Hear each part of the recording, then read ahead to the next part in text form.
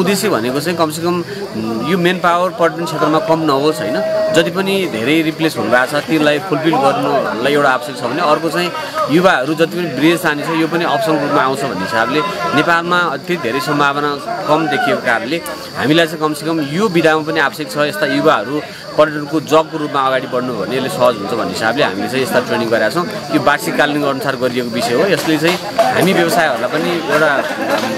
यथेष्ट मजदुरहरू चाहिने भएको कारण मेन पावर चाहिने भएको कारणले अहिलेका नयाँ युवाहरू पढेका युवाहरूलाई नि पर्यटन र यो हिमालतिरको आकर्षण गर्नुपर्छ, पहिला देश आफै घुम्नुपर्छ अनि विदेश जानुपर्छ भन्ने हिसाबले यहीँ बसेर देशको माया गरेर परिवारसँग बसेर स्वरोजगार उत्पादन हुनसक्छ, स्वरोजगार बन्न सकिन्छ भन्ने हिसाबले उहाँहरूलाई भोलि एक आधिकारिक रूपमा कम्पनीका ओनर पनि हुन सक्नुहुन्छ भने अर्को चाहिँ यही पेसामा लाएर भोलि विभिन्न अप्सनहरू आउन सक्छन्।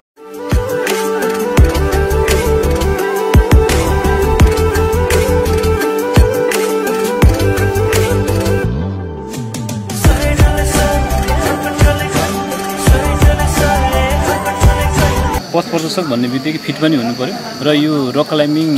चाहिँ अहिले संसारभरि नै फेमस छ। नेपालमा चाहिँ अलिक पछि 5-10 वर्ष लाग्ला अझै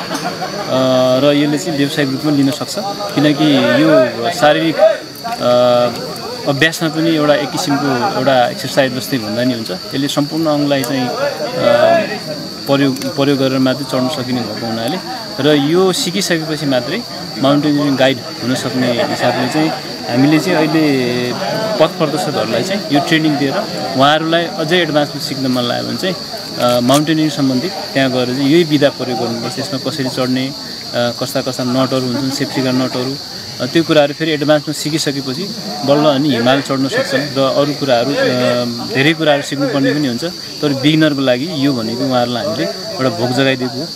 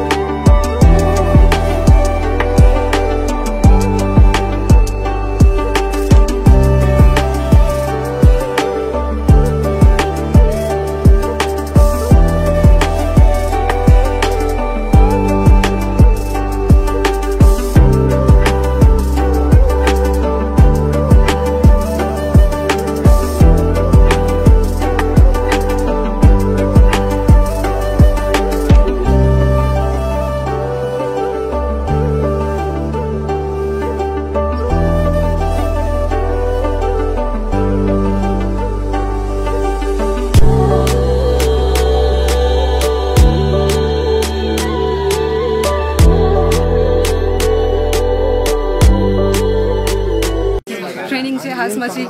एउटा चाहिँ एज अ वुमेन पनि आफ्नो हेल्थको लागि आफ्नो समाजको अरू दिदीबहिनीहरूको लागि र म चाहिँ स्पेसली मुस्लिम ब्याकग्राउन्डबाट बिलोङ गर्छु। मेरो जुन दिदीबहिनी मुस्लिम हुनुहुन्छ उहाँ पनि आउन सक्नुहुन्छ मलाई हेरेर र कन्फिडेन्ट फिल गर्न सक्नुहुन्छ र I am here to help them and that's why I am taking the classes of training. विगत लामो समयदेखि चाहिँ आफूलाई चाहिँ ट्रेकिङ क्षेत्रमा एकदम इन्ट्रेस्ट भएको कारणले चाहिँ मैले चाहिँ अहिले यो पोखरामा यो टानले यस्तो कार्यक्रम गर्दैछ भन्ने साथी मार्फत थाहा पाएर मेरो प्रिय साथी प्रशान्त पौडेलबाट मैले थाहा पाएर र मैले चाहिँ यो तालिम लिएर चाहिँ अब आफ्नो लाइसेन्स होल्डर भएपछि एउटा भेरिफाइड भयो नि त।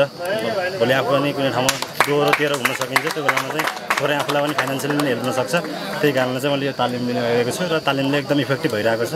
आशा छ आउने वर्षसम्म पनि टानले यो कार्यक्रम 2 पटक गर्न सकोस्।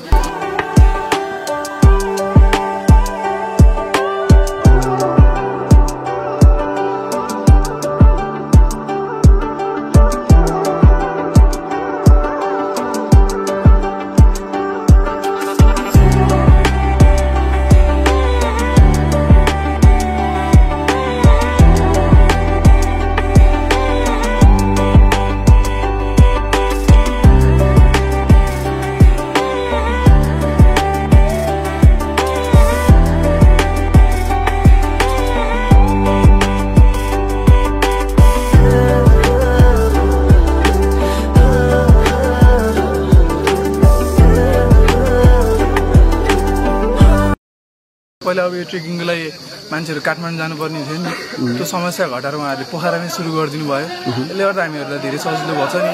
उहाँहरूले यस्तो ट्रेनिङहरू फेरि पनि गर्नु र चाहिँ मलाई सजिलो लागेर आनन्दले चढेँ सुरुमा पछि अलिक चिप्लो रहेछ त्यसले गाह्रो बनायो सुरुमा हामीले सर हुनुहुन्छ सरले रुट पत्ता लगाउने सरलाई चाहिँ ह्याट्सअप भन्न चाहन्छु